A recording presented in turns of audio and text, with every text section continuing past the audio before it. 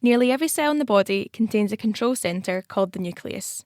This is where all the genetic information needed to function is stored.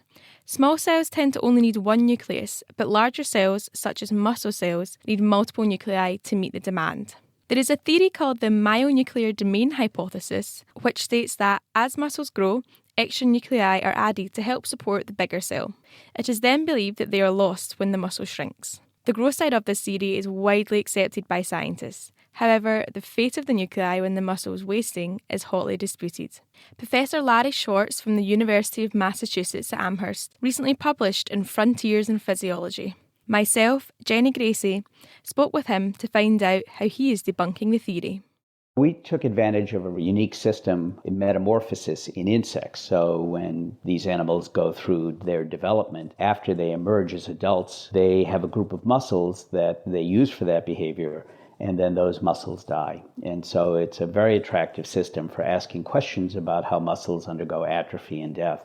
And so we did a very straightforward set of experiments where we isolated the muscles from these giant moths at various times during development. And we used two techniques to look at the content of nuclei in DNA. The first was a very simple one that is traditional in the field, which is we took sections of the muscle and we just stained and counted the nuclei. The second method was we were able to isolate these cells individually. They're very, very big. Each cell is about 5 millimeters long and up to 1 millimeter in diameter. And we took these individual cells and we extracted all the DNA and we measured them. So we had two independent measures of the nuclear content. And what we found was even though the muscles went through this dramatic loss of mastering atrophy and then substantial loss as they died, they never lost their nuclei and they didn't lose their DNA. So by looking at muscle atrophy, which is commonly known as muscle wastage, he saw results contradicting the theory. But how could he be so sure that the nuclei were only from the muscle cells and not from any surrounding tissue?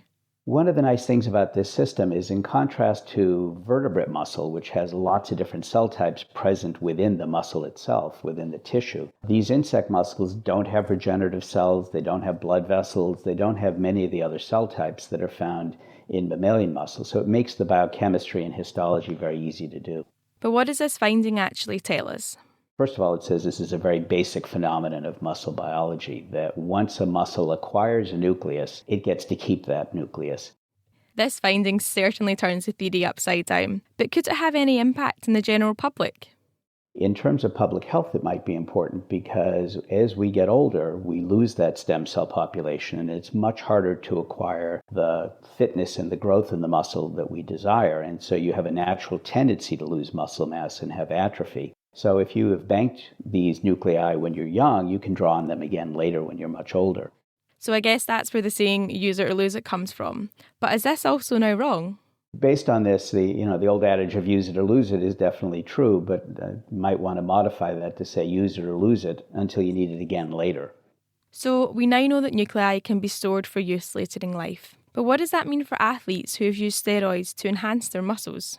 So it's a little bit sneaky on their part because they can use the steroids to build up their muscles, acquire those extra nuclei, and then when they go off the steroids after a period of time, that no longer can be detected that they've been using exogenous steroids. So they'll pass the test, but they still have those nuclei. And since the nuclei appear never to go away, then people that have cheated with steroids get that benefit for the rest of their professional athletic life. And so that raises, I suspect, a quandary for the people in the community as to what to do with people that cheat and use steroids. Should they be banned for a short period of time or should they be permanently banned because they can never undo the benefit that they've acquired?